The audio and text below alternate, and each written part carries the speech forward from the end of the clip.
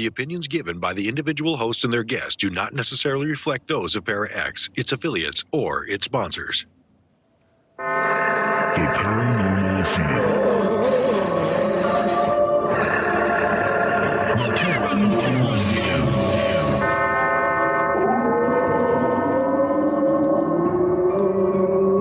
The Paranormal View.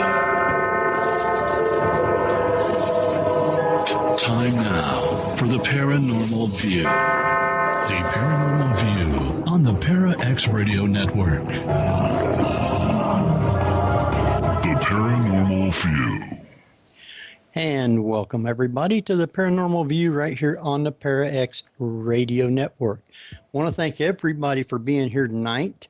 Those in the chat room, we're glad you are here, and those listening from around the world, we appreciate each and every one of you. Tonight, we got a wonderful guest, and we'll be getting right into that shortly here. But if you are listening from somewhere other than here in the chat room, then you are welcome to come over to para-x.com and just click on the join the chat, and you'll be in here with all these wonderful people. You'll be able to interact with us and ask questions of our guests, or guest, I should say, and you'll have a wonderful time tonight. Last week we had a great show, and this week we've got one, and I'll tell you more about next week's show toward the end of this one, and you'll like it also. With that, because we do have a lot to cover tonight, Jeff, why don't you do an intro? Absolutely. Well, our guest tonight is Freddy Silva, who is one of the world's leading researchers of sacred sites, ancient systems of knowledge, and the interaction between temples and consciousness. He's the best-selling author of First Templar Nation and Divine Blueprint. His first book, Secrets in the Field, The Science and Mysticism of Crop Circles, has been published in 4 languages and provides the only thorough appraisal of this much misunderstood phenomenon. Freddy has also directed several documentaries, including but not limited to Stairways to Heaven, The Practical Magic of Sacred Space, Templemaking, and In the Footsteps of Isis. For over a decade, he has lectured worldwide with keynote appearances at the International Science and Consciousness Conference, the International Society for the Study of Subtle Energies and Energy Medicine, and the Association for Research and Enlightenment, as well as appearances on Discovery Channel, BBC, and radio shows such as Coast to Coast, and saving the best for right now, The Paranormal View. So welcome, Freddy Silva. Thank you very much. Thanks for having me back. Anytime. You're always one of those guests that we like to have come back. That's good to know. The last time that we had you on, though, we was talking about crop circles, because you had a book on that also. But tonight, we're off like in a different highway, you might say. And it's, I guess, kind of unusual, but then when you find out where you are from, it makes a lot of sense. Tonight, we're going to start out by talking about one of your new books, The Divine Blueprint. And I think what I'd like to find out to start with was, how did you get started down the road looking at the Knights Templar and the Holy Grail? Oh, that's the other book. well, they both kind of go together, but yeah. I can talk about that too if you like, but I think you want to get down to the Divine Blueprint way. Right, that's fine. Yeah. Let's start with the Divine Blueprint and then go to the Knights Templar. Exactly. Right. Although, ironically, they're all very intertwined, as they are intertwined with crop circles, believe it or not.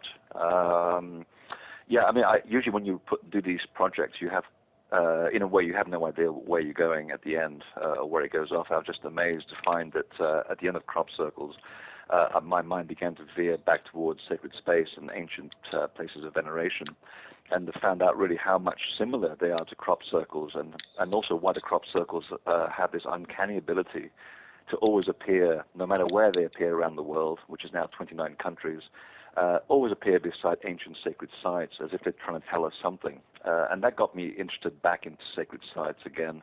And I've been drawing pyramids since I was 3, so I guess, it's my sort of contention that we're all born and we come here to Earth to do something specific. And I think that when you start drawing pyramids at 3, and you have no interest in playing childish games with other kids, that you're obviously here to do something else, which makes life a little bit difficult and yet paradoxically interesting at the same time. So it was really a matter of extending the concept of how these little portals of energy work.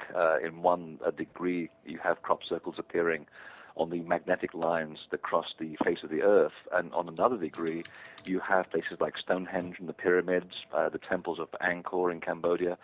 All of these places essentially are concrete crop circles where they actually been man-made to take in the energy at these places, and essentially they're creating their own portals of energy. So we're talking about here about something that's very common, and it's a shared technology that goes back thousands of years. That got you quiet. No. Can't do more than one thing at a time for some reason. I don't know why. My brain doesn't work that way. Well, I'm curious as a correlation there, if the crop circles are appearing because the energy is already there and somehow it's tapped into that same energy. Well, actually, that's a very good question. Yes, it is. It's one of the things that I really got out of analyzing crop circles for a decade was this reference to ancient sacred sites. When the dowsers came in and started thinking that, perhaps these things are appearing at the crossing points of the Earth's meridians, and it turns out that, yes, they were. And then the fact that we had 80 eyewitnesses around the world that were saying, well, we sometimes see beams of light coming down from the sky. They rotate the crop circle appears in front of us. And I'm talking about people who are, farmers and policemen. These are no-nonsense people. They're not into little green men. So when they see beams of light and little balls of light making things in front of them that they can't explain, it's worthwhile listening to what they have to say. But here's the funny thing about these eyewitnesses. They said that sometimes the crop circle doesn't appear in front of them. It comes back 24 hours later. So it seems to be that there was a correlation going on between an imprinting of energy, but also an awakening of the Earth as well. And here's the interesting correlation. In the last 15 years, I have seen, and this can be easily validated, a huge rise in attendance in sacred spaces around the world. I mean, people are just suddenly gravitating to ancient sacred sites like no other time before. And I don't think that has anything to do with an aging population having more money to travel. I see young people, middle-aged people, they all suddenly feel attracted as though something's woken up. And I was very much sort of into the belief that, yes, there is a correlation going on here, that we are attracted to temples for some amazing reason. Well, it's interesting that about 2,000 years ago, when the Roman Catholic Church showed up in Europe, they began to shut down the sacred sites. We haven't really built sacred sites for the first time in history for 2,000 years, and suddenly the crop circles show up. They're built exactly on the same principles as a pyramid, as a Stonehenge, and it was really by chance that I was working on the energy imprints of sacred sites in England, not knowing that only a few months later, real crop circles would appear beside the temples I had just measured energetically, and found that when the circles appeared, they carried their own blueprint of energy, which can be measured. And this blueprint was able to traverse along these magnetic lines, and it actually began to change and alter what was already present at the local sacred sites. So in a way, these imprints are awakening something in the temples that has been sitting there, that has been dormant for quite some time. So the proof is the fact that so many people suddenly feel the need to attend these sacred sites, and inevitably that might just lead to an awakening. Now, you were talking in your on your website a little bit about people who go to different sacred sites, and you find the one that you're interested in is almost like having a PIN number. Oh, and yeah. and I find that interesting because astrologically, people are made up of different types of energy. Some people are water energy, some people are fire energy. Do you find correlations astrologically with the type of people and the type of sacred sites that are out there? are there such things as more water sites, fire sites, earth sites? Oh, very much so. I don't know about the correlation astronomically, but it would not surprise me at all, because when you come down to it, it's just a matter of geometry and numbers, and that's what we're all made of. And when you look at the temples, as I've done for so long, and began to question why some people go to the Great Pyramid, and there's a perfectly good pyramid next door to the one in Giza, and some of them go in there and they come out looking a bit sort of, well, not well. Some come out looking as if they've just met God, and then you put them into the pyramid next door, and they have a completely different reaction, and that's where suddenly the penny dropped. And I began to wonder, is there something about the combination of forces at these places, the geometry in which they're built, the stone, and etc. And then I began to realize that, yes, there are subtle differences between the pyramids, for example, because we tend to see them all as a pyramid. But they're not. You look at the slope angles of the pyramids in Giza and all throughout Egypt, and they're all ever so slightly different. And I've taken tour groups for as long as I can remember to these places, and I don't tell anybody anything. I don't like to suggest things. I like people to come up with their own ideas and experiences. And then just by sort of watching their behavior, it's quite obvious that some people go into one building and they feel completely enlightened. And it literally is as if the building reads this sort of pin number that you're born with, and the combination of forces, geometry, and the type of stone in the building act as a kind of facilitator, kind of a machine that allows you to enter that space and have a direct contact with it. And the people who don't, they basically just leave, or they leave very ill for a very short amount of time. It's as if the buildings try to tell them that this one really isn't for you. You should go to the one down the road, because that one's still slightly different. You probably would like that one. And I see it happening again and again and again. And if you look at the ancient mysteries and the schools and what they taught, they said exactly the same thing, that each temple is designed specifically for different people to have different experiences at different times. Now, it comes down to sacred geometry, though, because the Mayan pyramids, which are basically the same type of shape, attract a different type of person. Absolutely. And even the slopes are slightly different. And the orientation, it also has something to do with it. So it's a sort of combination of different elements that goes on in these places, which allows for a certain environment. And it's the best analogy I can draw is, for example, if you're a person that likes punk music and you walk into a record store, and I know they're getting very rare these days, but if you can go back 10 years, there were a lot of record stores. Yeah.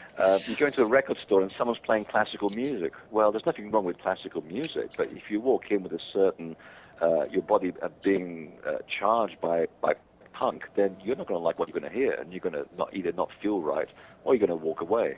And the same thing will happen if a person that likes classical goes into a hard rock store. They might not have that kind of experience because the sound of the place will be jarring.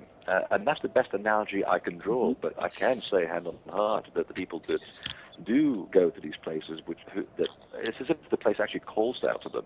And I hear this again and again on trips where people felt that, for years I wanted to go to Britain, I wanted to go to Stonehenge, but now I really have to go. Yeah. It's as if the building is actually calling to them, and it's figuring out who they are. The building knows who you are from a long, long way away. There's a sort of umbilical cord that connects us to these places. And suddenly you find yourself in this environment at the right place at the right time, and you come out a very, very different person from when you walked in. Well, I know that. Well, even in the Da Vinci Code, they talked briefly about the Catholic Church and building churches along certain lines themselves, with the saints being in a certain ley line. So even they were also to a certain degree. They also tended to build them over pagan meeting sites, exactly. So that pagans would show up for their Sabbaths and say, "What's this doing here?" And like, "Oh, by the way, you're going to be Christian now." "Oh, are we?" It's funny that Dan Brown and I were actually neighbors in New Hampshire for about a year when I moved there. Wow. And we'd be the only two people walking the beach at low tides. Obviously, two writers desperately looking for inspiration. So I guess he must have picked some of my stuff, because I was writing about that stuff that went to his book. So thank you, Dan. I appreciate that. It is true. There were people within the church. In fact, there is a double story to this. I mean, I'm not a great fan of the Catholic Church per se, but then again, you can't generalize too much about everything. I do think, and I have met good people who are working within the church to maintain a certain connection to the pagan beliefs.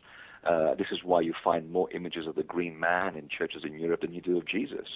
You can't explain that unless someone within the buildings wants to maintain that connection. And yes, when they were superimposing the churches on the original pagan sites, it was to essentially get people to go to church because no one was doing it. I mean, they realized that for thousands of years they went to these standing stones, sacred wells, and what have you, and something really worked for them. It did something to them, as it still does today. So in an effort to try and capitalize on this, the church put their buildings on top of the old sites. But the funny thing is, when you go around Europe, especially, you'll see that someone, in most cases, trying to maintain a connection to the old ways. And there's one particular dolmen, which is a series of very large standing stones in Portugal, where if you the church actually built a concrete entrance in front of this dolmen, put an oak door and a little bell tower, try to disguise it, but you walk into the middle of this tower, and it's quite obvious that the 28-foot stones, which weigh over 100 tons each, can't be disguised. And yet when you go in, there's a little altar to the Divine Virgin, and you think, well, there's nothing unusual about that. But it was exactly the feminine principle that was being honored at this site for the last 3,000 years. And there are two of the Earth's magnetic feminine lines that actually cross at that site. So as much as they try to eradicate these connections, someone, somewhere, a good soul would always try to maintain the connection so that they would never go away. Interesting. Now, you talked briefly when you were bringing up the analogy of people walking into record stores and different types of music and how it affects us, and the energy and the vibration that come off of different types of music. Do you think it's possible for people to create their own divine site by introducing different vibrations like water sounds or different types of music or different types of basically vibrations?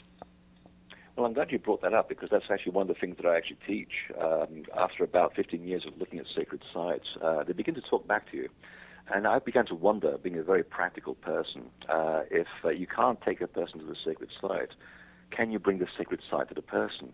And once I figured out that virtually all the temples in the world are built on 7 laws, and I call it the Law of Correspondence because the way that the temples work is because they correspond so closely to universal principles of nature. And it's to do with water, it's to do with magnetism, sacred geometry, the shape of the actual building itself, the way it echoes, so sound plays a part in it, the orientation, and then, of course, finally, the intent that you bring into it, because you're part of that temple, too. Mm-hmm. And I began to actually simplify this down to where you take a few quartz crystals and you arrange them in a certain place. In this case, in my living room, from where I'm speaking, there is a pentagonal temple in my living room which acts exactly in the same way as the Great Pyramid. And I guarantee you that the center of this geometry, where the actual energy hotspot is that I've created, it didn't take me more than half an hour to do this. People will always come and sit down exactly on that spot, despite the fact that there are 8 different places to sit in the entire room. And they know that there's something unusual about this room. It feels very different to the rest of the building. And I don't tell them anything. They can't see the stones that I've placed and secretly hidden in bookshelves and things. But it's palpable, it's tangible, and that's where I do a lot of my work. So, yes, I do teach this to people. In fact, when people can't go to the workshops, I actually did a DVD called Templemaking. And all the instructions are in there, and the feedback that I get from people where they put these things and what they do with them, sometimes they create healing centers out of them. The feedback is quite remarkable. There was one gentleman that created an entire pentagonal temple 40 miles wide across Nova Scotia. And this may seem unusual, but we had the same thing in southern Britain as well. You have to actually use Google Earth to figure it out and use local folklore to see which temples lined up with each other. And once you put that together, you realize that the ancients worked on a massive scale sometimes. These things could only be best appreciated from the sky. But yet in Nova Scotia, this man went out with GPS, put stones in specific locations, anchor them according to the geometry of the pentagram, the symbol of life, and he's trying to influence a certain area where he feels the energy is so dark and so mashed up that it's making people feel ill. And apparently the effects are beginning to be felt right now. That there is a certain vibration, a certain resonance in that part of the country, and people, without realizing that this has happened, are beginning to react to it. So these things that were built for us thousands of years ago certainly are alive and well. There's no reason why none of us can recreate this in their living rooms, in their verandas, in their backyards, even across an entire city like Washington, D.C. That's based on the same laws as Stonehenge, as any other temple in the world. And of course, it depends who's in power in Washington, because some of the presidents in this country, they realized that this stuff really works. Some didn't, but quite a lot of them did, being Freemasons. And depending on who's in power, you can see how the country goes from right action to wrong action within every general election, and that's quite true. Now, the temples that were built around the world, not all of them are still standing, but the ones that are not standing, is there power still in those areas? Just a little bit. The thing you have to understand with the man-made temples, and particularly when they use large upright rocks, is that the rocks were put there deliberately to anchor the magnetic energy to stop it from drifting. These energy lines are everywhere. The military has found them. NASA even admitted that they exist. It was on their website back in 2001. In fact, I even published a quote on there. It was quite amazing. I couldn't believe they wrote that. And so the energy moves around. It succumbs to the power of the moon, the sun, the tides, the Earth's core, and even people's intent. I can, in a few minutes, teach you very easily how to move these energy lines. So because they move, they have to be anchored, and the stones were used to make sure they wouldn't move. So when the temple falls into decay and the stones start being put down, yes, to some degree, the coherence of the site starts falling apart. The geometry starts getting out of whack. But this will take hundreds of years, sometimes thousands, because these places are so old and they were so worked and loved that the intent of the people kept that energy there. So you can go to Stonehenge still today and realize that half of the place is missing and the stones are fallen over. But believe me, when you walk inside, that place is still active, it's still alive. And part of it is to do with the people that go there and still maintain the connection to the site. They venerate the site, and that helps the energy stay. You'd have to completely obliterate the site to make the energy go away yet again. But don't they have Stonehenge pretty much roped off? You can't really go up and touch the stones anymore?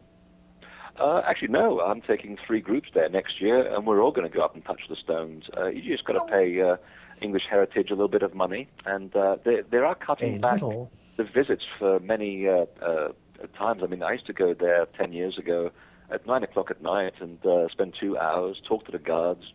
They're very interesting people, full of great stories. And these are sort of Green Berets who are now retired. So these people they're not into woo-woo. No, for a moment there, when you said talk to the guards, I heard talk to the gods. Oh, you can do that too. Believe me, you can do that too. Which is why it came to my mind, why I heard it that way. So.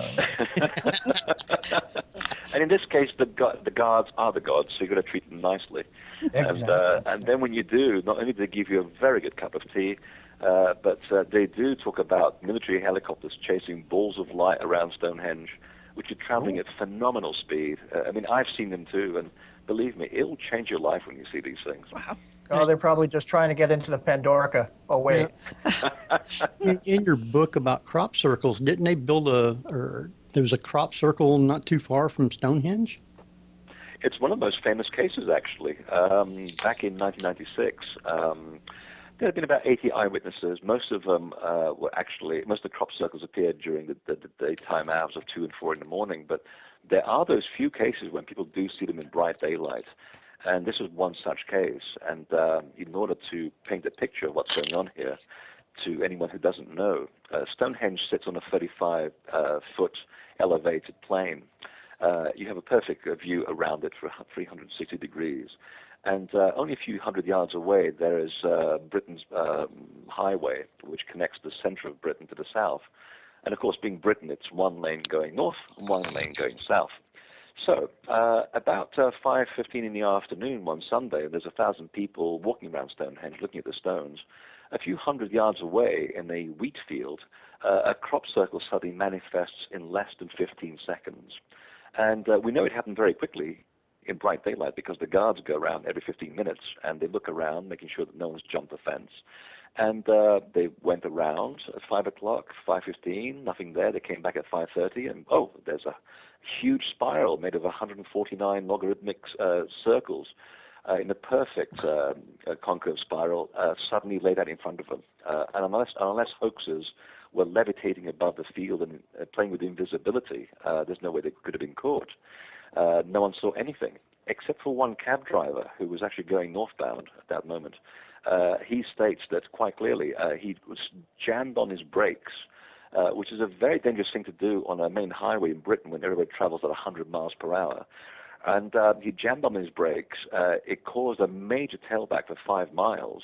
And he stood on the hood of his car, and he saw this beam of light come straight out of the clouds like a cookie cutter. And he said that the whole field was filled with this mist, as if there was some kind of a heating effect going on.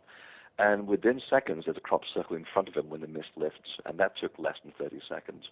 So we actually have an eyewitness now that actually saw the whole thing happening. Lucky man.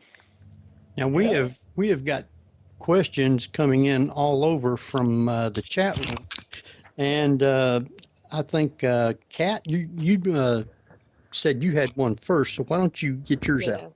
I have one, and also Kat in our chat room. We both had the same brilliant question, which was, do different pyramid constructs, i.e. slope, step, mound, flat top, etc., create different vibrations?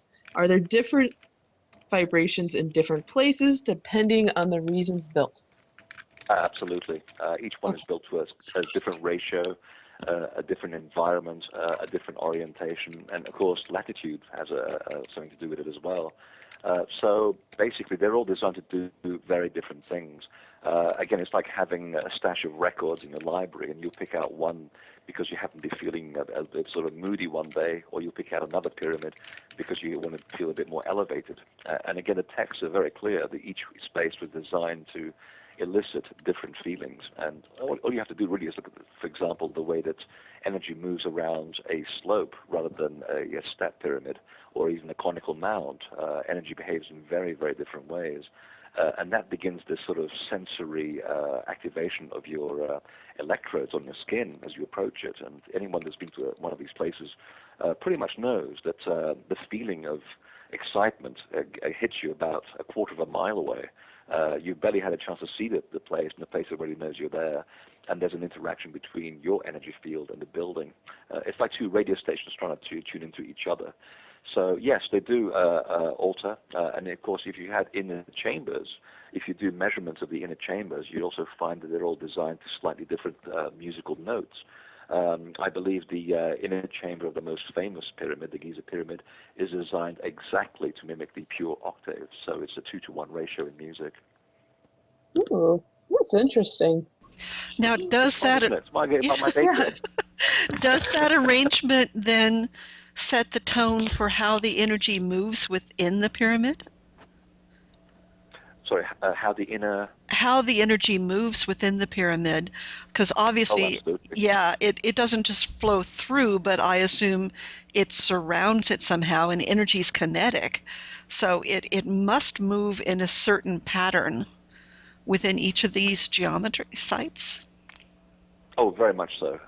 If we look at some of the eyewitnesses of the Arabs in the early 20th century, they kept noticing how energy builds up around the pyramid in Giza and moves in a certain conical fashion all the way up to the top, and then discharges in what they call the jinn, these elemental spirits.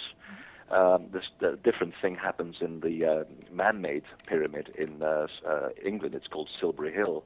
It's not really a pyramid per se, it's actually a conical mound, but essentially it's another phallic object that's pointing towards the heavens. Mm-hmm. And on one very lucky occasion, I was lucky enough to be driving by it and saw this big discharge of energy come out straight out of the actual summit, very different to the one in Giza where the energy goes around the sides of the pyramid and then it goes to the top. In this particular case, the energy seems to have just manifested within the mound. It's about 180 feet tall, and then it stood there like a big ball of light, about 30 feet across. It was the most intense orange color I've ever seen, surrounded by a green halo. And I've seen enough military flares in my lifetime to know that that was not a military flare. And it stood there for about 45 seconds, and then it just burst like a big bubble. It had little dots, like those yellow dots that you find on apples, circling all around it. Absolutely magical. And I know physicists who've seen these things happen all over the place. So that's just a sort of an example of how two different pyramids, and I'll put that in inverted commas, can move the energy within and without to behave in a very different way. So you can imagine what happens, for example, when you go to the bent pyramid, which has two different angles, and the chamber goes under the ground. I can tell you the energy there is very, very different from what you'll find in any other place, because, again, it is designed to stimulate certain parts of your anatomy that are not designed in other places. So the pyramids, say in Central America, which aren't really designed with inner chambers, but pretty much all the activity happens outside, they're going to have a different vibration to them. Yes, and even the sculptures that they have there form part of that design as well. I mean, for example, when you have serpents which are sticking their tongues out at you, that's usually an old concept for energy, for earth energy. So that has a part to play in the overall design too. And in fact, I would even guess that some of the chambers in those places have not yet been found. They did design these things deliberately so they would not be found by idiots like us in the 21st century who have completely lost the plot. And in fact, in Egypt, they did actually write quite clearly in the walls of one of the temples that until people recognize that they are responsible people and they recognize that they are the temple, we will go on building temples. So I think at some point, and there is lots of evidence to show for this in Europe, where the sites were shut down around the time, in fact, even about 1,000 years before the Catholic Church showed up, they did see that the sites would be misused. There was a change in culture, a complete change in our psychology. And I suspect that even in South America, they hid their most important chambers very, very well. And it would take some very clever people and some people with great responsibility to find them once again. Does the energy that surrounds different types of sacred sites dictate the type of circles that may appear outside of them? Now that's a reverse thinking question. I don't know, to be honest. I do know that the crop circles that appear next to the sacred sites influence and alter the energy of the local sacred space with which they're interacting with. That is a given. Whether it's working the other way around, not impossible to prove, has not yet been proven yet, but I can say that some of the eyewitnesses to crop circles appearing do mention that when these tubes hit the ground and nothing happens, and they come back 24 hours later and they see a crop circle exactly where that tube was before, that there's a crop circle there. Now, these designs rotate counter and clockwise, and I didn't give it too much thought until I was reading a report from the Russian physicists who are way ahead of anybody when it comes to this kind of stuff. They were looking into the action of biodynamic cultures, and they were saying how when you work with biodynamic cultures and specific liquids, when you actually rotate the water one way, it inputs energy, and when you rotate it the other way, it actually expels energy. So this brings us back to your question. Some crop circles are clockwise, some are counterclockwise.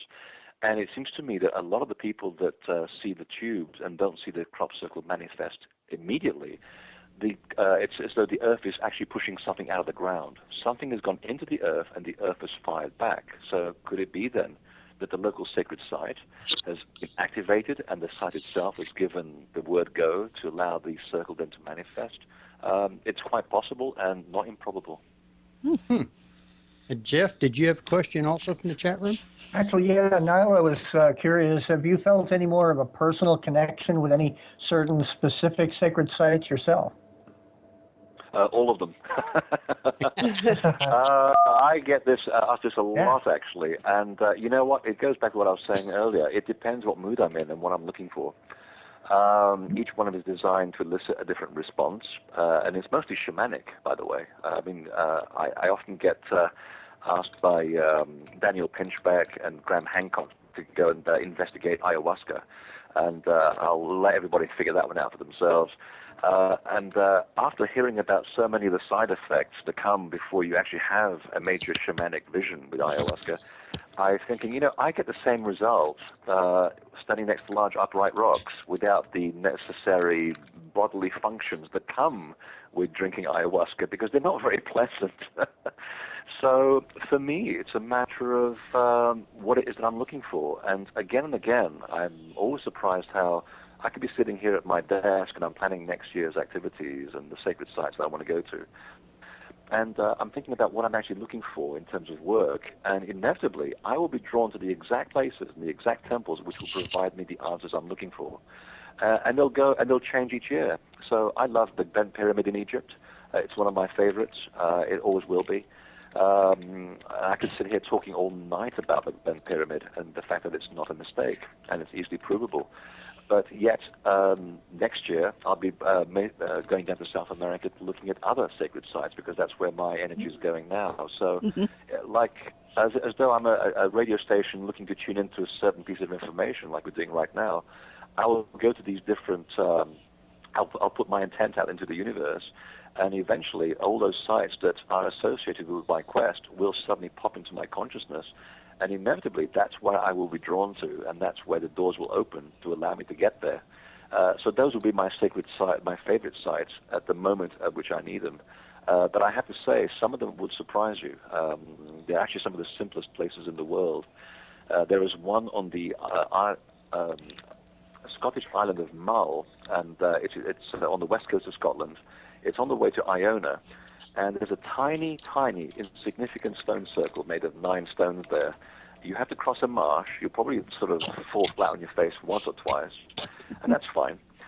When you get there, leave all your electrical equipment outside. It will fry all your cameras. And I guarantee you, it's one place on Earth where the gap between you and the Creator, whatever you want to call it, God, whatever, fairies, is the one place on Earth where the gap between you and the creative force of the universe is so thin, you will break down in tears, and you will never forget it.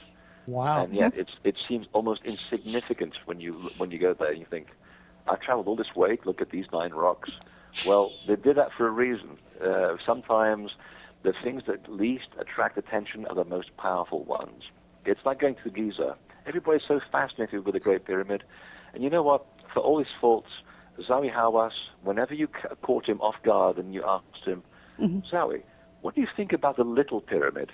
And you see a different person walking to that body, something very spiritual. It's almost if you see sort of a tear in his eye. He's very emotional about that building. And that's the building that always gets my attention when I get to the Giza Plateau. And hardly anyone pays attention to it. Wow. And I believe most of the secrets of the pyramids on Giza are in or under that tiny little insignificant pyramid, Wow. Now, I have a question about more natural type of sites, like you're mentioning Scotland, such as Sidonia, which is picking up. And people say that is holding a lot of energy now. It is.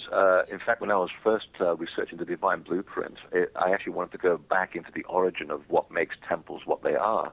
And the more I kept pushing the envelope, the more I realized the places that we see today are all built on original, or what they used to call primordial mounds. These were the effulgent power places of an energy that came from a creative force. And every single culture on Earth talks about this, how before there were man-made temples, there were these primordial mounds that show the full power of creation in its entity, in its entirety. And these were essentially landscape temples. In this country, Sedona, places around New Mexico, places that you and I don't see with the naked eye. We see it with an inner vision, like Native American people tend to do. These are what I call landscape temples. These were the original sacred places. And they are very potent. There are a couple of places in Sedona which are indeed very potent. A lot of them are, they're tourist attractions, sure. And you can read into that what you may. But certainly Bell Rock, and to a slightly less extent Cathedral Rock, But Bell Rock has been very, very potent for the Sinawa people for thousands of years. And there is a definite, I can only describe it as a sort of a junction box for energy lines. There's so many of the Earth's meridians going into that rock that it sets your hair on end as soon as you get there. And in fact, from a slight distance, when it's backlit, it kind of looks like a UFO. So these natural energies are everywhere. And in fact, there's one outside of Santa Fe. It's owned by the Tewa people. It's called Sikumu. It's the sacred hill. And you go there and you think, well, where is it? Well, it's not there physically, but when you actually allow yourself to just feel the earth around you, you'll feel there's something very profound on one of the particular parts of that place. And I can't really say where it is because I'm sworn to secrecy, but local people will tell you where it is if they find out that you're doing the right thing. They don't want the energy to be polluted. Right. So you go there and you stand there, and it's just like sitting in the middle of Stonehenge. It's the same energy. It's the same connection to this vast well of information of what I can only describe as pure love in some ways. And there's a wonderful creation myth that the Hopi describe, and it tells you exactly the connection between sacred space and these beautiful landscape temples where this energy seems to appear naturally. And the creation myth goes something like this, that once the created people, he or she sent one of these people down to the South Pole with a drum. As you do when you get to the South Pole, you take a drum with you. And just to annoy the penguin. Yes, forget the boots, take the drum. And this person begins to hear the heartbeat of the earth and starts beating in sympathetic resonance. Well, when the earth starts hearing the beat of the drum, it starts sending out rays of energy to the surface, and suddenly the earth becomes abundant with life and energy. And they called, and they looked at this energy and realized that the earth was a creative entity. But the creation myth says there were some spots on the face of the earth that were more abundant with this energy than others, and they were called the spots of the Thorn. And these marked the location of the original sacred sites, which when people forgot the story of creation, men would build temples on top of them, so we will always know where to go. Now, I've got a question, but I think what we'll do is I'll wait till we come back from break, because it is break time, and I'll ask it when we come back. Yeah, because I only have about 150 more questions. Yeah, so do I. I mean, the subject is so immense that once you tap into it, the doors keep opening and opening and opening. It's what they call being part of the mystery schools.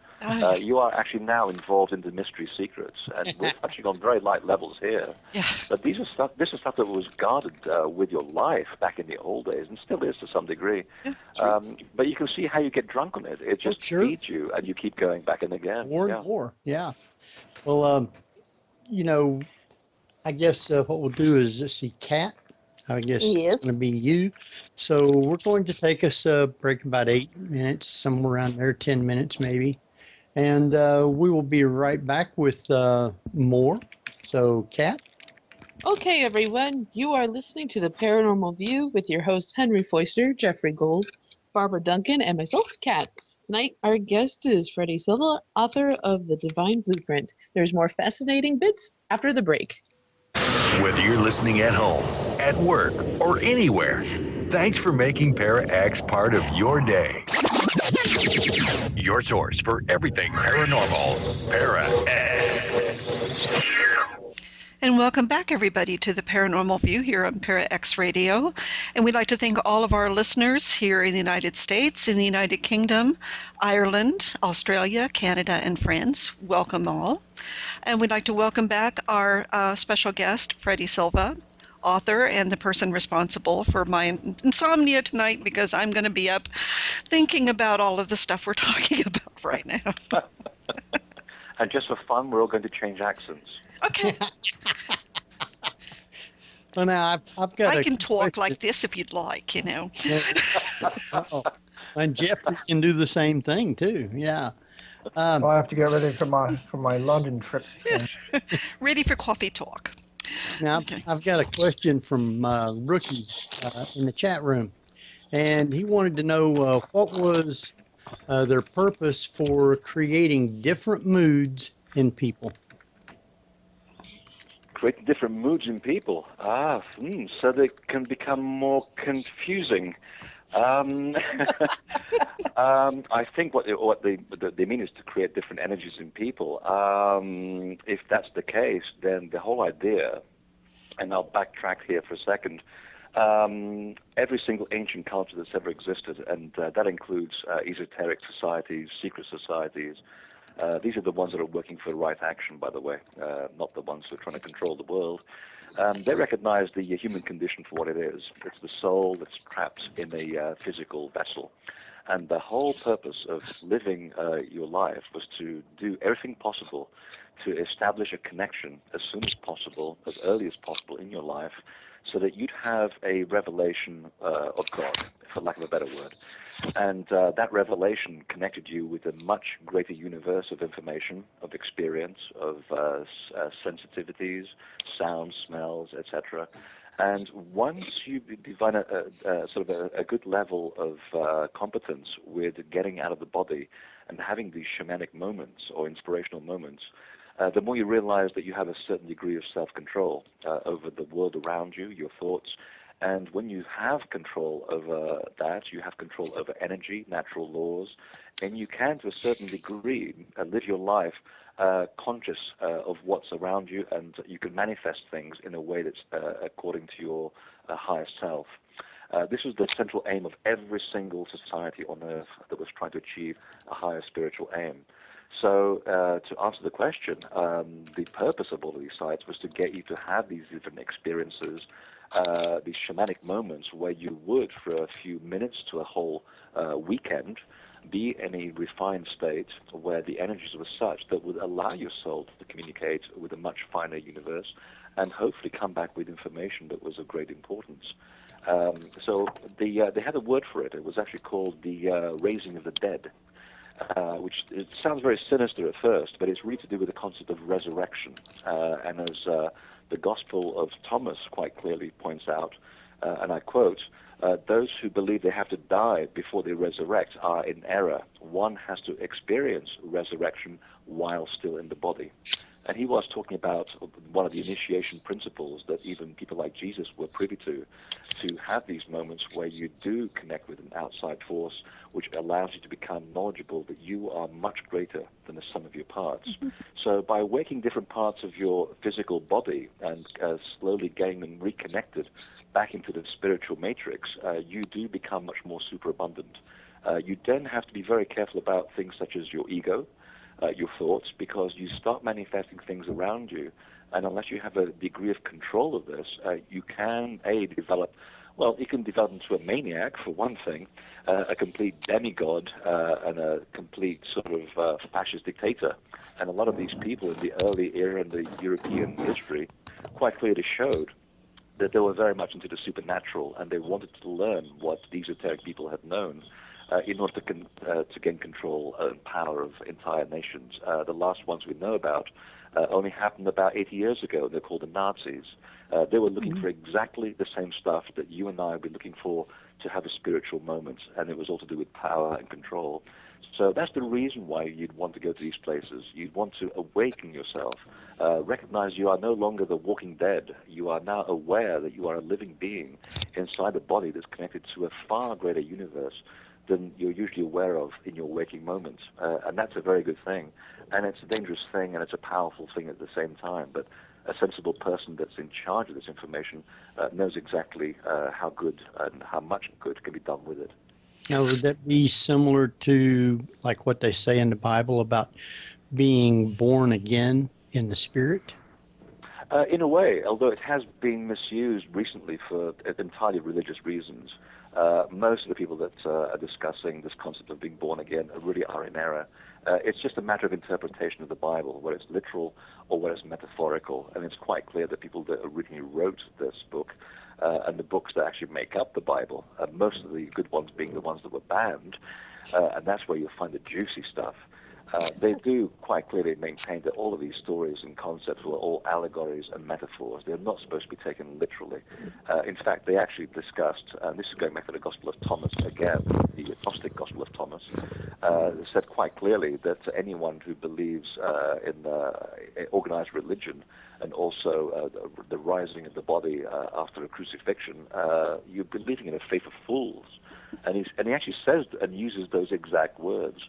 The whole thing is supposed to be metaphorical. It's supposed to be a description of very complex concepts, which you and I would spend 5, 10, sometimes 20 years understanding before you were allowed out of the building with these ideas so you can go and practice on your own. They were very serious. This stuff can be very, very dangerous if used in the wrong hands. And in my years of working with this stuff, I have seen both ways. I mean, hopefully I'm wise enough to know when to use things for right action and when not to go and use things for wrong action. I think I've done pretty well so far, and I've been a fairly good teacher at that. But again, it's about having a personal experience. It's about you being in total charge of yourself and being quite restrained with the way the energies move, just like in a way that you wouldn't want to move an atom bomb. It's one thing to create fireworks for make you happy. It's not a thing to pack a lot of gunpowder in a metal object and blow up an entire nation with it. So it's the same thing. You're using the same repository of energy. It's how you handle it that makes the difference. Now, were a lot of these temples built like on ley lines? Yes and no. Most people's concept of a ley line is to do with energy. It's not. Energy lines and ley lines are two completely different things. The ley lines are geometric alignments between temples, and yes, they are aligned to the ley lines. But this is where it gets into a very gray area because there's a lot of stuff on the internet and in a lot of books where people just sort of connect all of these dots and create these incredible things. And unfortunately, unless these sites are connected by a certain history or a certain concept or a certain idea, you can't just connect these things willy-nilly because then you can create all of these magical ideas, but they're all coming from your own head. But once you start doing some serious research and connecting things which have a commonality about them, maybe they were used for exactly the same purposes, or they all have exactly the same geometry, then yes, there is a sort of a global plan that starts emerging quite clearly. And the more we start digging under the surface and discovering more ancient temples, like the one in Turkey, that incredible hill that's made of 18 different artificial stone circles. The name escapes me right now. But you start realizing that all this was part of a huge plan. And in fact, when I was talking to Graham Hancock a couple of years ago, when I was writing the Divine Blueprint, and I dedicated a chapter to how the most ancient sacred places in the world are aligned to a very specific grid, it suddenly dawned on me that he'd actually come up with the same concept years earlier. And without wanting to plagiarize him, I said, I'd actually approached this from a completely different angle that you did, but we came to exactly the same conclusion, and it's absolutely right. And it does show that when you actually take the numbers of the Earth, and this is to do with the wobble of the poles, which is the 25,000-year cycle, and you start dividing it by the geometry of the Earth, which is based on the pentagonal, the values of the pentagram, and you apply those as a grid based on those specific numbers of the pentagram, because only those numbers appear in that geometry. If you basically strike off all these longitudes, you do hit all the world's major and oldest sacred sites. So it does show that there is a very big ley alignment around the world, showing that there was a forethought to all of this. There was a long-conceived plan. And one of the reasons why they kept rebuilding on top of their sacred sites was to maintain this plan for perpetuity. So despite all the cataclysms that have befallen the Earth, and of course, a typical human stupidity as well, we still have a lot of these sites available, enough of them to reconstruct the plan. And then you get a sense that there was at one point a very big mind behind this, as though they were trying to create self-help centers for the human race, so that when we lost the plot, we would know exactly where to go and how to reenact it. Was that not the purpose, though, of some ceremonial or ritual? On the severe side, something like the Delphi oracles, where you went underground for sometimes a month in complete darkness to sweat lodges, which totally. which strip away some of that ego, and bring you back to shock, basically, with sensory overload in a lot of ways. Oh, I totally agree. In fact, in the Greek times, there was a group of priests that were called the incubators, and they basically learned all of their stuff from the Egyptian mystery schools, which by then had fallen in decay. And they kept it going, and it was about a sensory deprivation program where the initiates would go after years of training. The middle training would be actually to get out of the body and see the world for what it really is. And yes, when you're in the dark, your pineal gland is working overtime, and your ego starts getting into all kinds of dead ends. You start seeing all kinds of demons and negative forces coming at you. But once you've actually stilled the mind and you've gotten rid of all that trash, now you're in a sort of a state of bliss, and that's when the interesting things start to happen. And it's just like driving a car. The more you do it, the more control you have consciously of where to go on these journeys of shamanic visions. So the sweat lodges would elicit exactly the same purpose, where for a couple of hours you would, under a certain guided meditation, reach out to these worlds, which are very real in their own level of reality as we are in ours, and you'd come back with some kind of information, some kind of message. Usually it was done, you'd start off your program by stating a certain intent or having a certain plan that you wanted to find, which then your subconscious takes into the spirit world, and by this magical process, you would then come back with the information that you requested in the first place. So yes, it's still going on today. Some of the initiations in the New Age world, as much as people make fun of them, if they're done correctly, they will elicit exactly the same response. People go into the Great Chamber in the Great Pyramid in Giza, and yes, if you pay people enough money, you will spend a whole night there. Some people have not come back into their body. They just do not realize the power of that chamber. And then the whole building gets shut down for 6 months because some idiot died inside that box. You can't just do this without realizing the consequences that comes with these buildings. There's a spiritual technology at work here. It can be dangerous if it's not used properly. So a fool will have unusual things happen to them, but a person that is aware and awake and intent, they will have the most incredible out-of-body experiences in these locations, and it will change your life. I can say that from a personal experience. I was raised as a Catholic. I developed insane atheist attitudes because of that, and you can't blame me. And I've now come back believing in God again because of my direct experiences at these sacred sites. And I can only say they've only been overwhelmingly positive. So there's there's a possibility of a conscious and an unconscious preparation before you go to these sites. Some people do it instinctively, don't prepare properly. Those are the ones you're saying are getting into trouble. Absolutely. And then, of course, there is a God that protects silly tourists, that they do have the right intent, and they go there with all the right reasons, and somehow they're protected from harm. And I've seen that a lot of times. Very innocent people, that they want that experience, and they will get it. But they'll be brought back into the body pretty quickly within about 10 minutes, just to give them a hint of what is possible. And after that, you do your homework. You carefully go back and to part one and read the manual properly. So I do believe that there is a sort of a spirits or gods of silly people that do protect them from themselves. We have another question in the chat room from Kat, who wants to know your thoughts on basically feng shui and room shapes and how they affect energy. And do you think that feng shui does work to correct that energy flow within our own homes? Oh, I could tell you, but of course I'd have to kill you. Okay. Feng shui, essentially, it comes from the same school of thought. It just happens to be the Chinese version of creating sacred space and moving energy and energy manipulation. It's in Rome, it was actually called the College of the Augurs, where these Augurs would actually treat a certain place, a certain part of the landscape, prior to actually even erecting the building, so that all the good portents and the forces that would then permeate the landscape would actually hold the building together.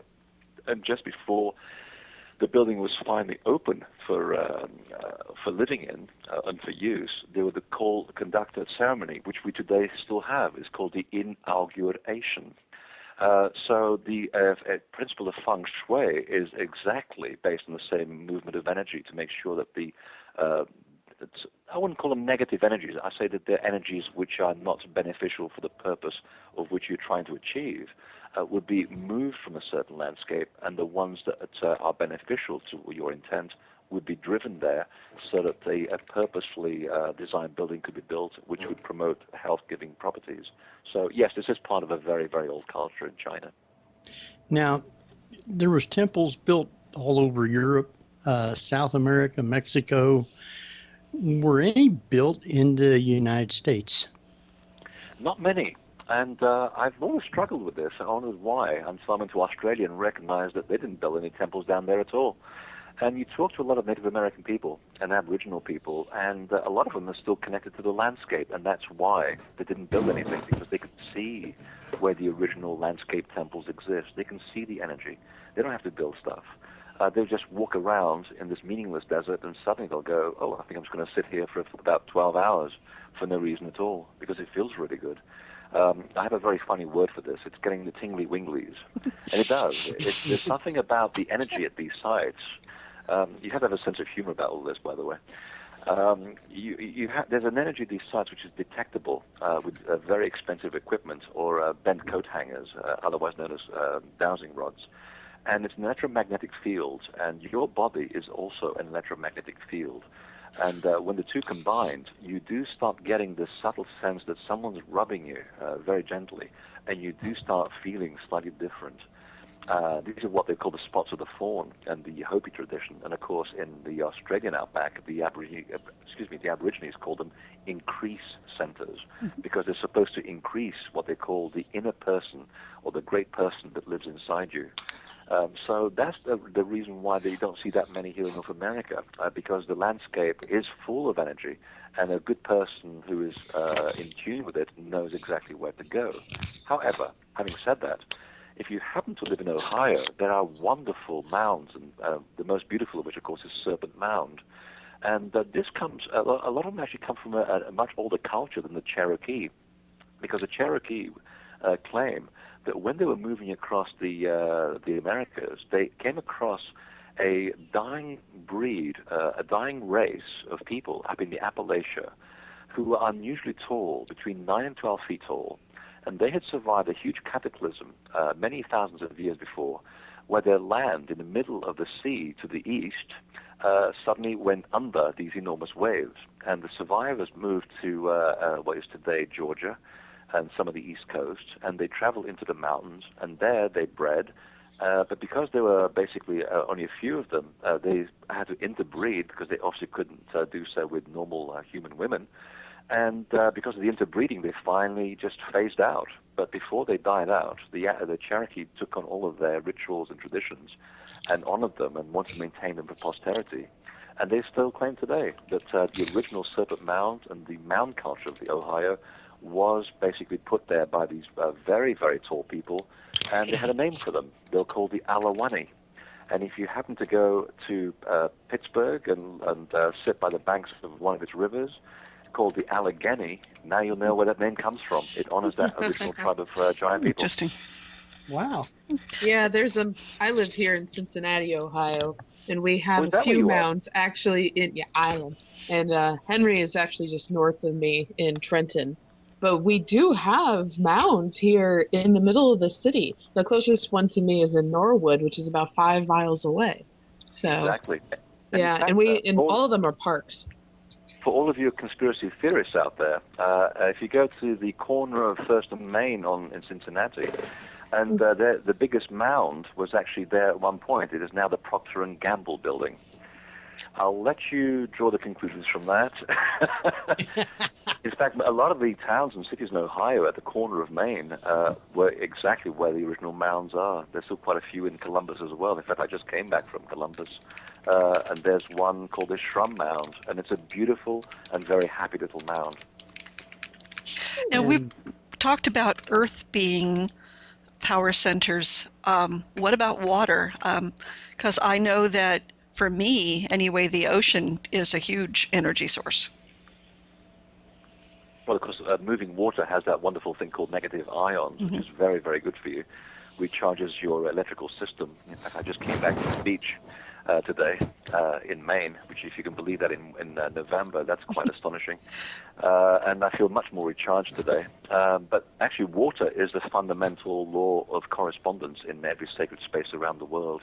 That was the thing I found fascinating, that before you start building anything, you have to have water. I even found this running, I have there water courses running under the Great Pyramids. In the Monument Valley, which when you go there is not a drop of water to be seen anywhere, unless you look very closely. If you happen to find the spiritual elder there called Leroy, and there's a whole very funny story behind his name, which I won't go into.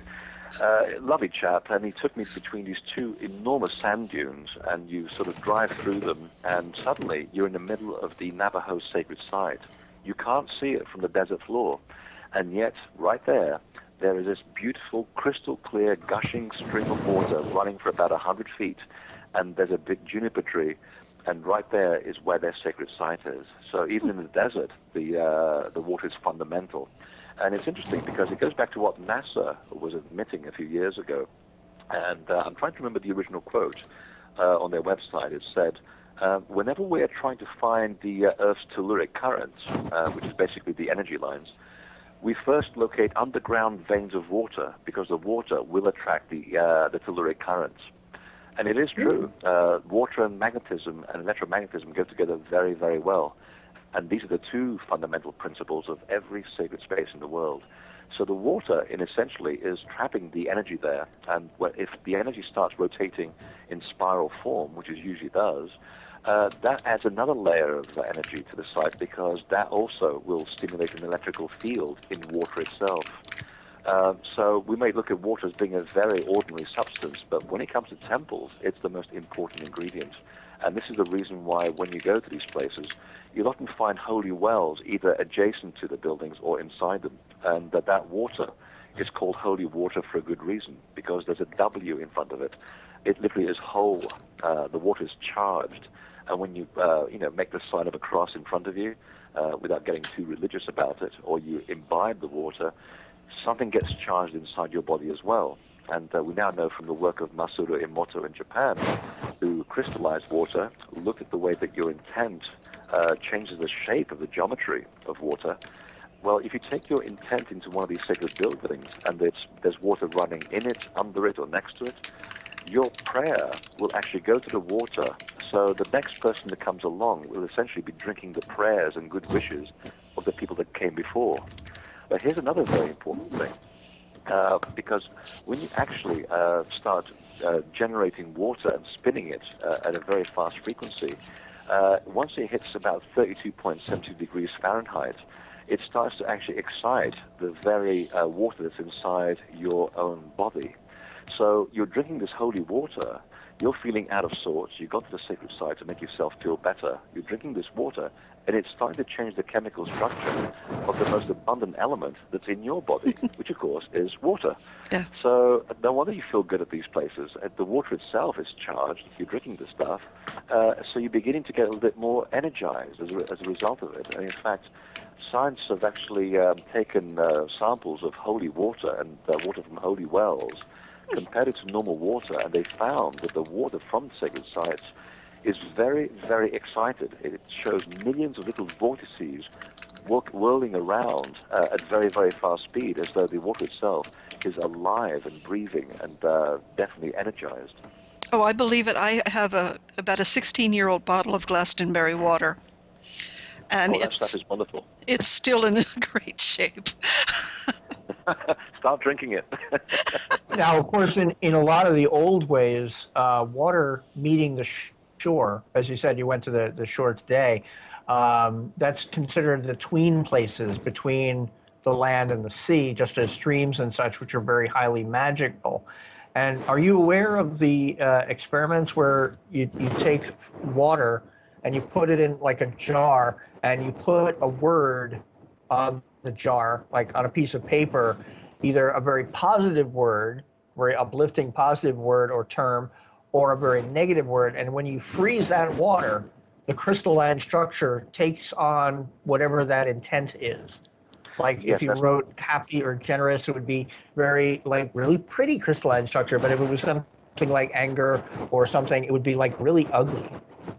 Yeah, that's what I was mentioning about the work of Masaru Emoto. He was the gentleman in Japan that actually showed that very clearly. And in fact, that there's a strange story behind this, because when we discovered this, we began to actually bury vials of water inside crop circles to find out if there was some energy that was imprinting itself on the water, because the real crop circles, not the rubbish made by people, because there is a lot of rubbish out there made by people, but the real ones, they always also favor water, either large deposits of underground water, rivers, streams, ponds, anything. In fact, the two biggest concentrations of crop circles in the world, which is southern Britain and the North American prairie, sit on the two of the world's deepest aquifers, and that's the connection. So when we began to bury bottles of water inside the crop circles and left some at home to use as control samples, we sent them off to Jacques Benveniste in France, or should I say the late Jacques Benveniste in France, who was the man who was single-handedly responsible for validating the scientific efficacy of homeopathy.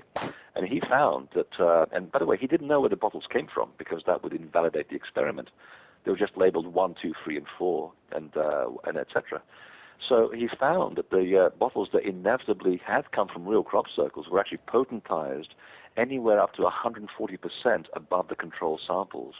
So the crop circles were inputting some energy into the actual water itself, which of course we know because people that walk into the real crop circles are having these heightened states of consciousness, just like they would do if they go into a temple or a stone circle. Now, you had mentioned earlier about the different holy water spots. I just wanted to make a comment. I could have easily just put this in the chat room, but you took a breath, so oh well. I was just noticing that such holy water spots rarely have writing, which is odd considering they're a font. Oh wait, I did. It is odd. I don't know if I can really add anything to that, apart from the fact that so many of these sites are already excuse me, electromagnetically active. Because we tend to go to them, they tend to get grounded quite easily. Conversely, when I've gone up to standing stones up in Wales in the middle of nowhere, and I know from maps and from just watching the local landscape that these stones haven't been touched in possibly hundreds of years, the first person that comes along and touches them, you get such a large shock from these things, you won't feel your forearm for 20 minutes. So you basically have downloaded the entire energy for several hundred years of what that stone has experienced around it. And believe me, it's like watching a movie for days. You can literally recreate events with crystal clear clarity. It's the weirdest thing I've ever experienced, and I'm not the only one who has. So yeah, I think the more people that go to these sites, the more they do act as sort of discharges or grounding rods for the energy. So the connection with the lighting then goes away. It's that the lighting then goes and finds other places to discharge. I think what we're going to do is take kind of a quick break and give everybody a second to go do whatever. And then we'll come back and talk some more with Freddy Silva. And he has another. I'm going to drink holy water. Oh, yeah. And Freddy has another book, but kind of looks like we're not going to be able to get to it tonight. So what we're going to have to do is reschedule Freddy for another time in the near future. Oh, I thought you were going to say we were going to read the book out. We'll have a sort of fireside chat. Yeah, exactly. Chapter Sit back. 1. It's going to be a while. So we're going to take a real quick break, and we'll be back in a few minutes. So stay tuned. Jeff? Yes. Well, you're all listening to the Paranormal View on para-x.com with hosts Henry Foister, Kat Cloco, Ceiling Cat, Barbara Duncan, and myself, Jeffrey Gould, with our awesome erudite guest, Freddy Silva. So stay tuned for more of the Paranormal View after the break. And welcome back, everybody, to the Paranormal View, here with your hosts, Henry Foister, Kat Klockow, Jeffrey Gould, and myself, Barbara Duncan, and our wonderful guest tonight, Freddy Silva. Freddy, I was mentioning before that I have water from Glastonbury. I have water from St. Fergus Well. Is it possible, if you can't visit the sacred sites, to bring the sites to you? Oh, absolutely. Well, water would be one wonderful way of doing so, and you've already demonstrated that very well. One thing I always tell people in Glastonbury when we go there is drink the water, drink lots of it. It's very good for you. Okay. So in a way, you are sort of drinking the energy of the people that have gone before you, as well as the resident energy that is actually manifested at the site and also is modified by the site itself. The other thing you can do, and this really kind of goes back to the concept of crop circles as energy fields again. One of the things that occurred to me when I was doing the research into that was that, again, people don't always have the opportunity to go to these places and see real crop circles. So I thought, what would be great to sort of bring the crop circle to people? And we found out, and this is a very, very long story, which I'll cut short, found out that there are healing modalities available in crop circles, and the sacred spaces also have very rich histories of healing as well. And we conducted some experiments in Germany using a system of energy whereby you send energy across space and time to a very direct location. And this institute has been able to use images of crop circles to actually heal forests in distress and clear out polluted rivers and, of course, heal people as well. I developed something called the crop circle resonance cards, which achieves the same effort. And you can see those on my website, because it is a long story.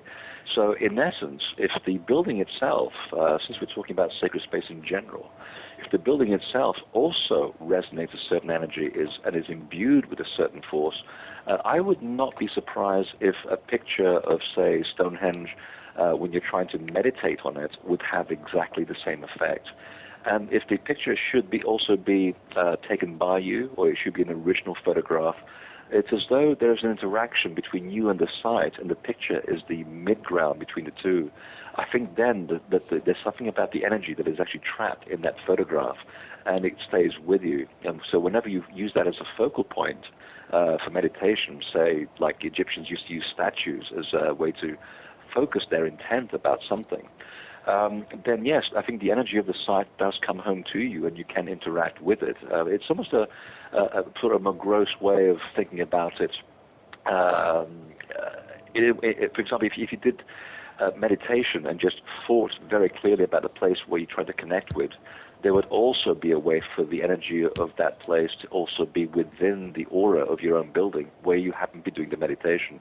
But of course, you have to you really believe it, and you have to be totally connected to that place in order to achieve that effect. So yes, I think once you start getting out of the physical world and get into the non-physical locality of things, which science now agrees is the way that the universe really works, then there's no reason to believe why you can't think it and believe it and intend the energy of a sacred space to be with you at all times, also on demand.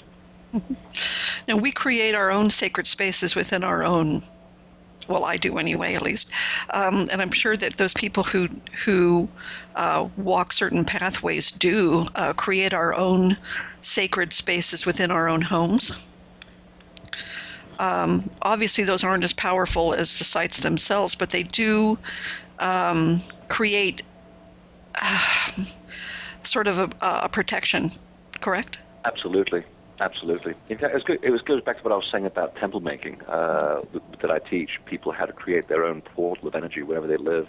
The only difference between what you're creating and an ancient place of veneration is the fact that they have a few thousand years head start on you. But the energies is still the same. You're still working with the same laws. And the advice I always tell people is that if you've done the homework correctly, and in a couple of hours you can be up and running. It's not that difficult. You just have to know what you're doing. Mm-hmm. The advice I always tell people is be careful what you ask when you go into these spaces that you build, because you may manifest it. And sometimes getting what you thought you wanted may not be the right thing. So you've got to sort out your thought process and make sure that what you want really is what your heart wants and not what your ego wants. The classic one being, I want that really attractive blonde across the street. Well, that's your head thinking. But, your heart really, when you check your gut feeling, is going, yeah, she's cute, but you know what? I don't think that's where I want to be. I want that brunette. I think she's really smart, and, she has a lot of the things that we're actually looking for. So if your head starts ruling your heart, then you will manifest that blonde, and then you'll find out pretty soon that wasn't what you wanted. So these things, although we're laughing about it, they are very potent. You can create your own temple and your own sacred portal in your own living room. I'm sitting in one right now. And again, you come here to my room, and you won't know it's here, but you will feel it. And that's how you start creating that sense of magic and power. And the more you do it, and the more people come and work with it, and the more the intent stays in the place, now you've got the makings of your own Stonehenge. And in a few thousand years, who knows? Maybe someone will actually build a major stone circle wherever you happen to live right now. So it's size doesn't necessarily mean power. It's the quality of energy and how much you work with it that creates a truly special place. And you'd be amazed how easy it really is to do. Now, a lot of these temples that were built, were they built by, secret groups kind of? And would there still maybe be some of them around that we don't know about? Yes. I mean, they were certainly secret in the way that they kept themselves, their activities quiet, depending on who was in charge. So during the Catholic era, and especially during the Romans as well, you'd be very foolish to announce that you were actually working with pagan principles, because they would basically burn you alive. So I think after a few hundred years of this very painful process of trying to do your work while staying alive, people got smart, and they decided to go underground. And this is where you get so many conspiracy theories about Rosicrucians and Freemasons and Knights Templar. But actually, there's nothing very dramatic about it. It's just the fact that they didn't want to give away stuff to people that shouldn't know this stuff in the first place. And that was my conclusion when I began to look at the work on the Templar material that I was writing about. That, yes, they are guarding a huge secret, but it's no more secret than what the Egyptians were protecting in their inner brotherhood, which is the secrets of the mysteries, how to work with energy, and to give the information to only people who have a high degree of being responsible. So today, they're still around. They're called speculative Freemasons. You usually won't know who they are because they don't advertise the fact, but they'll know who you are. They'll be looking around you, making sure that they're looking for new initiates, people that they can trust. And for many, many years, when I moved back here to Maine from England, I actually didn't realize that for many years I had actually been friends with the head of the Masonic Institute of America, and he invited me to come to do a presentation. And naturally, I got very nervous about it. I said, well, this stuff really goes down well with Freemasons. And they said, you'd be surprised how many groups of Freemasons still exist that still practice the old spiritual laws. And then there are those who are using it to basically manifest lots of money, special contacts, and essentially control the world. It's just energy. It's how you use it that determines its right action or wrong action. So, and they said to me, we've been keeping you under watch for a few years, and we'd like you to become, to join the group, which is a wonderful thing, except that I had to turn it down on the basis that I didn't want it to color my work, because if people realized that I was a Mason and I was writing material, they would think that somehow there's a bias behind it, and it would really color my work. And I like my work to stand by itself and to find its own middle ground. I don't preach to people. I tell people the facts, and I leave people to make up their own minds. And I think that's the healthiest way to go. So yes, these people are still around. They exist in various guises and forms. Some of them are still making stone circles. There's one group of dowsers up in Vermont that has just built the most beautiful stone circle on the edge of Burlington, Vermont. And believe me, it's as close to the real thing as you will get, and they've really followed all the old laws, and you do get a buzz out of it. And then, of course, people are, as I said earlier, they are creating their own little temples inside their own houses, even if it's a little altar or something. and they form their own close groups of friends, and they start doing what ancient people have done forever, which is have meetings regularly, talk about the things that matter, do prayer, incantation, and it builds up that quality of place. So it's much more prevalent than you think. There are groups everywhere working very quietly doing this. Wasn't that kind of the definition of the Renaissance period, was that knowledge finally starting to filter down to more people because it was kept so quiet before, and it was kept very very much under wraps by the Catholic Church. Oh, very much so. And it's a good observation. The conditions for the Renaissance, there was a wonderful window of opportunity where suddenly the right people were empowered to allow these things to flourish. I mean, there were enlightened kings coming on the throne. Sometimes you get the odd pope that was totally with the plot. And in fact, one of them was actually put there by the Cistercians, who, of course, were the people that created the Knights Templar. So suddenly you have these windows of opportunity where all of us can suddenly stick our heads out of the ground without having them chopped off. And you have this wonderful period where things really did flourish, where good books were written. And it's, but that is the true story of humanity, though. There is this sort of seesaw effect that goes through the ages. And if you observe history closely, you'll see how sometimes it is right for people to come out and proclaim these divine rules loudly. And there are those times when wise people go underground and stay there and work quietly behind the scenes, under the radar, until the conditions are right again for things to pop up. And that's the way humanity will always be. It's always this sort of yin and yang. But that's part of the drama of being here, though. It's and also part of the frustration of being here as well. Now, you talk about in your book the 7 sages. Can you expound a little bit on each one of those so we know what they entail? Well, the 7 sages are very interesting people. They keep coming up in history, or should I say prehistory, again and again. They pop up in the Bible. The people who are basically Noah's family. But except that Noah seems to have a bit of a split personality, because the same guy shows up again and again and again in different Eastern myths by different names. And every single time that God asks this guy to build a boat and put an example of all the species on Earth inside it, he is asked also to take on board these groups of 7 sages. And these people are supposed to be to represent some knowledge of all the secret mysticism in the entire world. So along comes this enormous catastrophe that engulfed the world, which is now correctly dated to 9,703 BC. And these people survived. And throughout all of these cultures around the world, under different names, these 7 sages went walkabout, and it was their charge to rebuild, and I'm quoting this now from sacred texts, to rebuild the former mansions of the gods. And the whole idea was to basically put back on the face of the earth the sacred spaces, the hotspots of energy, so people would know where to connect with the gods, with a finer level of the universe, so that after they'd gone about rebuilding the world and doing their daily chores, they would also leave enough spiritual time to realize that not everything is based on physical values. There are laws out there and other worlds that you need to connect to make yourself whole. So they basically were the wisdom keepers that survived this great catastrophe that we should be thankful for this entire temple culture that we've inherited around the world. And it is amazing how so many, I'm talking hundreds of different myths and legends and actual books and even scripts in temple walls describe these groups of people in different parts of the world. And there's one of them which actually gives a very good description, and it's in the Temple of Edfu in Egypt.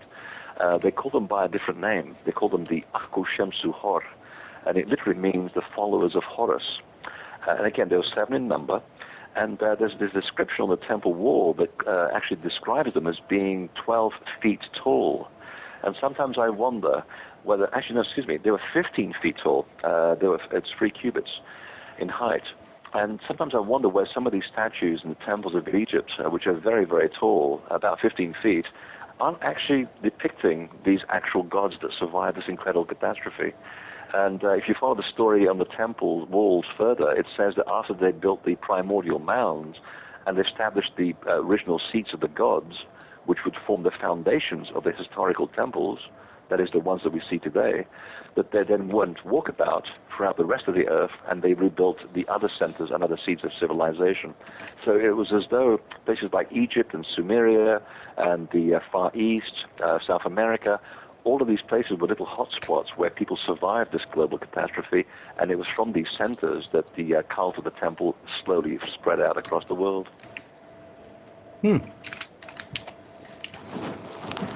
You're all deep in thought and very quiet. I like it. It's a lot of interesting information. Yeah, it is. Now, So now, essentially, what I'm looking at under the seven sages is they seem to be Grecian in origin. Are they in other cultures as well, or mainly through there?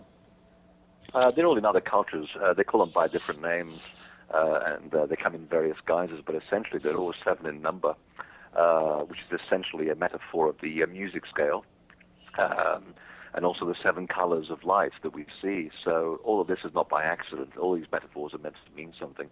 But they do, even in South America, they also appear with Viracocha and the 7 shining ones that come over this floating ship over the horizon. They land in Tiwanaku. They built this incredible temple, which is now dated to 15,000 BC. And it was from there that they went off to promulgate the knowledge of the gods to the rest of mankind. And it was thanks to them that they built all the culture of temples in South America. So they do pop up everywhere. And I do believe, to some degree, they also appear in Native American lore. But that one is much more of a oral tradition. You really have to know the right people in Native American tradition for them to be able to tell you these things. And they don't rebuild the stuff lightly. But oddly enough, the musical scale is actually 8 notes, hence being called an octave. Yeah, but the 8th is the repetition of the first, so there are 7 notes technically. Yeah. Okay. Well, Very true. It's interesting because as you're talking about this, I'm thinking to Close Encounters and the talking with aliens, and it was all done through musical notes. Yes, exactly. And it seems to be, we keep coming back to energy and vibration as being the main means of communication. Well, here's a funny thing, and I'm glad you brought that up because it stirred my memory about something I wrote years ago in my first book about the crop circles. And I really wasn't looking for it. I got pretty close to understanding the crop circles are by and large made with sound. And I dedicate a whole chapter to proving that, and it's never been disproved, so I accept that it still holds water. When I was looking at certain connections to why the crop circles would be made with sound, and why so many of these references are made in sacred texts, that in order for the Creator to make life, it's always to do with sound and light, the principal forms of creation of the universe. I also discovered that there are certain notes that are found within crop circles, and all the notes correspond to the diatonic music scale, which is essentially the do-re-mi. Now, we may think of the do-re-mi as essentially a Western creation, and to a certain degree it is, because different cultures have different music scales. So the do-re-mi in China makes absolutely no sense. In India, it doesn't make even less sense, because they work with half notes, which to our ears sounds really weird. But the funny thing is, there was a wonderful gentleman called Yehudi Menuhin, and he actually did some research, unusual research, onto why it is that every single child around the world, before they've had a chance to learn sound with words, they sing in the notes of the diatonic music scale. In other words, the do-re-mi seems to be inherent in the actual human DNA. It's something that we're all born with before we actually learn how to formulate words in our own specific culture. So when you have sacred sites which are tuned to musical notes or sounds, or you have crop circles that are working with sound, but also, because of their geometry, they also have inherent specific notes in their geometries. And why these places, both temples and crop circles, have such a profound effect on people, well, now there's that commonality, there's that common touching point, because those notes are inherent in who we are. So if you're going to try to talk to a species which seems to be precocious and hard to get along with in the first place, the path of least resistance, if the people that you're trying to connect with don't accept their visions and their imagination as being communications from a finer universe, then you communicate with them through music, the basic notes of the music scale, because those are hardwired inside you, and you'll know what they mean when you hear them. So you mean sort of like the way the walls of Jericho were felled by an apparent sonic weapon? Absolutely. If you find the right vibration of any object, you can either do profound things with it or you can destroy it.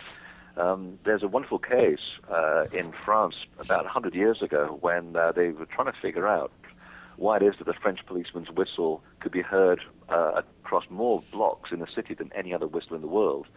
And they built a large version of it in a laboratory. They pumped compressed air into it. And all they heard was this loud noise and this thud where the technician just collapsed dead. And they found that the sound frequency generated by that whistle liquefied the technician from the inside. Wow. That's how you not work with sound. When you go to Princeton was How's the looking into CIA all not of being this. used to? Well, Princeton were fascinated by the interaction between spirituality and consciousness and science.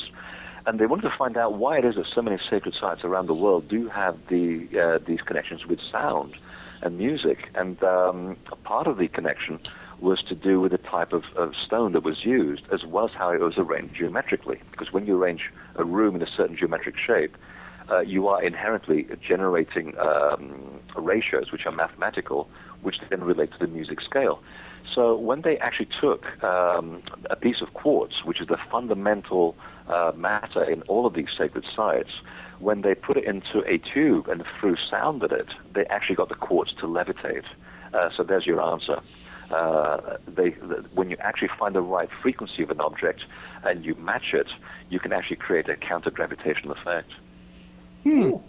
Really? Wonder if that's the way they might be able to make spaceships fly. Absolutely, which brings us back to our original question about Close Encounters. I think Spielberg was channeling much more of that film than he gives himself credit for, because some of those balls of light that you see when the spaceships cross through the toll booths, and at the end you got that little mischievous red ball. I have seen so many of those things flying around Wiltshire, around crop circles and stone circles, and even inside cathedrals, and even the priests have seen them. If I had known how close to life that film is, I probably wouldn't have got involved in this. Wow. So I know that there's a sound frequency that they're trying to perfect for crowd control, which essentially will loosen people's bowels. The brown note. The brown note. It's called the brown note. Oh, yeah. It was originally called like black noise, but then it became called the brown note. Yeah. I thought ayahuasca did that to you.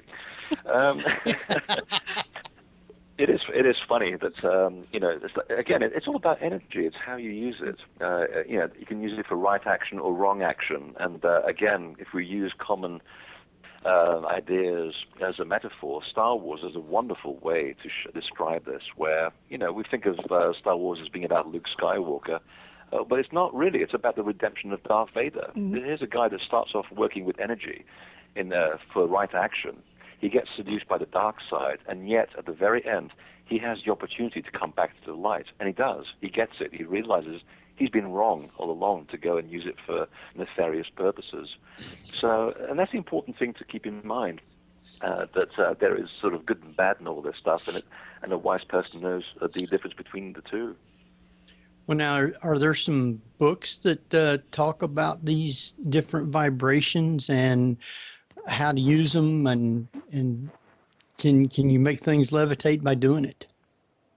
Well, I think Princeton got very close to this. I don't think they took it any stage further. In fact, I don't even know if that particular group in Princeton still exists. I think the funding problem probably shut them down. And the main principal person that was working on it, which is a man called Jan, that's Jahn, he was the one that was responsible for making these connections between science and mysticism. I think they took it as far as they could into understanding how the prime element in all the in the stones in most of the sacred sites around the world was this specific type of quartz, which just turns out that the type of quartz used in the stones of Stonehenge is exactly the same type that's used in early radio receivers. When Princeton locked onto this and was able to find the right frequency to levitate that piece of quartz, I think they really were touching upon something. Just as there are institutes around Europe which have been using sound frequency for the best part of 100 years to heal people, and yet they're not really allowed to talk much about it. I mean, that kind of stuff is even banned here in America, and yet in Europe they use sound for healing quite readily. And all they're doing is finding out which frequencies ally with the human body and get either things to go away, diseases to go away, or they can improve the vitality of some organs. I mean, to this day, we are now using ultrasound, for example, to heal bone fractures in hospitals. So clearly, this information is everywhere. You just have to look for it. I don't think there's one specific source that lists everything, because the subject is so vast and still so discombobulated that it hasn't yet been sort of grouped together. And now that I've just said that, that sounds like a good idea for a book. Bringing all these things together. And I have been thinking about doing a book on sound for many years, actually. So, yes, it is. You just have to go look for it in the right places. And, again, discernment is a wonderful tool, because there is also a lot of nonsense out there. Sure. But if you just take the myths and legends and put it next to the science that's being done today, that suddenly there is a big story there to do with sound and how frequency does shape or unshape material forces. Now, so the placement of the quartz in the home where you have a certain shape, a pentagram, for example, and the vibration that they're all working on, and also the interpretation or the relationship they have to each other, that correlates a lot to the sacred sites, correct? Absolutely. So and it's all based on the observation of sacred sites. Yeah. Okay. So the Stonehenge, basically, all of those stones are talking to each other, relating to each other, with the energy that they're communicating with. Oh, absolutely. In fact, there are many cultures that actually describe the temple not as a physical object, but as an animate being. In Egypt, in the old days, the priests used to go around before dawn, waking up each chamber as though it is an actual living being that has been aroused from sleep. They didn't see the temple as being physical at all. They recognized it as for what it was, a living, breathing organism, and you respect it like a person. You treat it like a person, and you address it as such. And they would talk to it, they would sing to it. And when you go to Stonehenge and you walk around with 1,000 people listening to their little walkie-talkies that 1,000 slaves built this place, and you think, why would slaves do this? I mean, this is a monument built with love. You just take a look at it and you think that there's no way this was done by duress or by hatred. This was done with love. And yet the temple seems very humdrum when you're walking around. It doesn't feel like it's woken up. It's like it doesn't want to be taken for granted. It feels like a bunch of rocks. But when you go in the evening and you've got your special access and you go there at night quietly, the place is different because it feels that you are there to respect it. And believe me, saying this sounds a little crazy on radio, but when you go there and you respect it and you go there and show it the proper respect, the place comes alive. It's bigger than it actually seems in real life. And you do feel you are being surrounded by these very large entities, and they are there to help. They want to be asked questions. And I cannot honestly think of any situation where anyone has not come back from that place feeling absolutely altered, which is the reason why we have altars in temples, because they're there to alter you. And so, yes, the stones are living organisms. They are living, breathing things. And there was a gentleman in France years ago that measured the frequency in the stones in Karnak in France. And he was an electrical engineer. He was a real skeptic. He was not into woo-woo at all. And he came to the conclusion that all of the rocks are basically vibrating. And they breathe in, they breathe out. In the morning, they're surrounded by a massive electrical field. They discharge every so many 70 minutes or so, and then they recharge again. and if they're not discharged after a certain amount of time by lightning, the first person that comes along, it gives them an electric shock. And this is a real hard-nosed scientist talking about the 8,000 stones in Karnak, that these things are moving, they are vibrating, and they're living. So if the scientists are saying this, we are not making this stuff up. Now, would that be vibrating like maybe a tuning fork or something like that? Very much so. If you listen very closely, they actually do have a hum, and you really have to listen in perfect quietness. And this is one of the reasons why there's so many folklores around all of these sites that link them to sound, and the fact that they tend to move during the night, drink the water, and then they come back to their proper places in the morning. These stories are all around the world by people who supposedly didn't talk to each other, but they describe the same thing, that these things are like antennas, they're like tuning forks. Their shape and size and their relationship to each other reflects a different kind of energy, a different frequency, and each one of them draws you to their bosom for a different reason all the time. And I don't think they were making it up. I think when you go to these places and you experience them, it really is quite true. I've never been to, I've seen so many standing stones, and each one of them is totally different. And you'd think that you'd be bored going to these sites, but you never are. They really have their own personality. They have their own characteristic and feeling and energy. And each one of them will elicit a different state in you. Wow.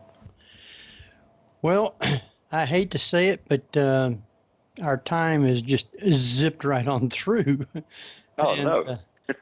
I want to thank you for taking the time to be with us tonight. I mean, it doesn't seem like 2 hours because it's gone by real fast, but that's the other thing about these things. It's missing time. It's missing time. With sacred sites. So now you know.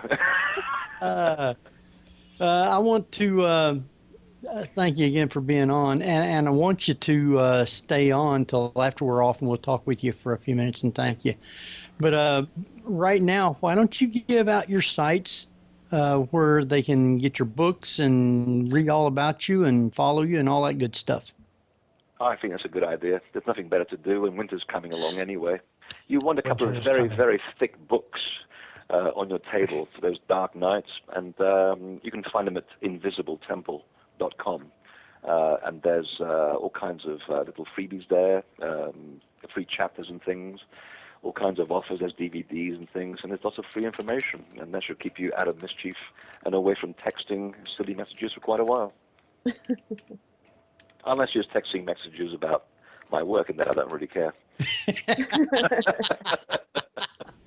I've had I got talked into buying a cell phone, and I think I make 2 phone calls every year. I actually use it as an iPod. It's so wonderful.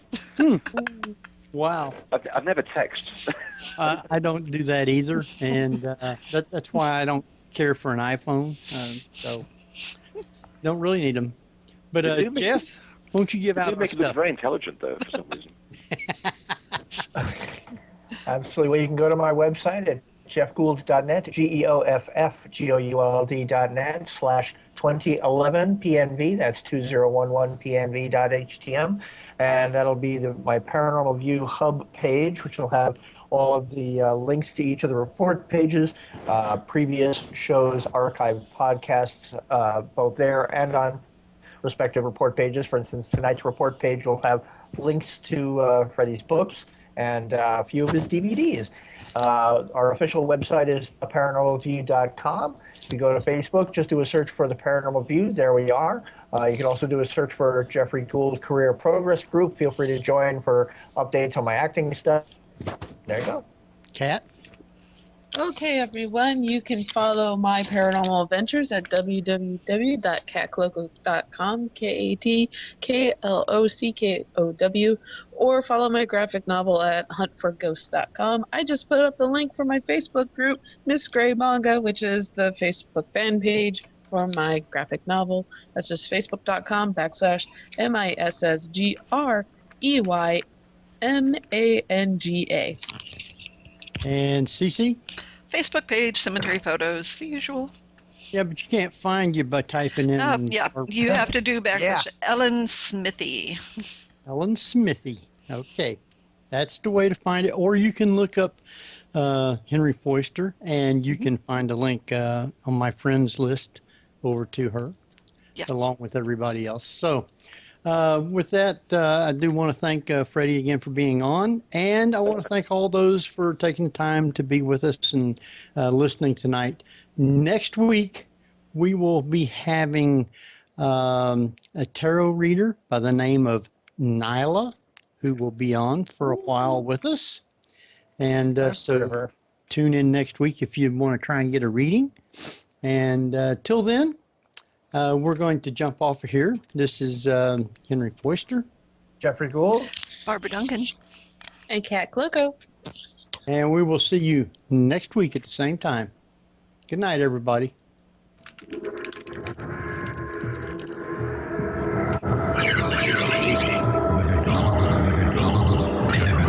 Paranormal View.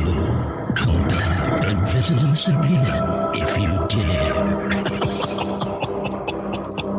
You've been listening to the Paranormal View on the Para-X Radio Network. The Paranormal View.